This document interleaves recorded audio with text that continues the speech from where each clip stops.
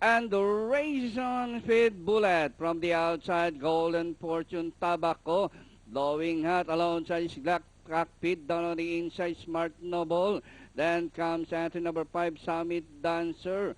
Rushing up from the outside is Life in Manila. Entry number 6, Strong Boy. Entering the far turn, Golden Fortune Speed Bullet, blowing hot. Is on the outside, Tobacco. And here comes Glass Cockpit. And at the far turn, Speed Bullet, blowing down on the inside and rushing up Tobacco, Glass Cockpit, Golden Fortune as they race the final corner.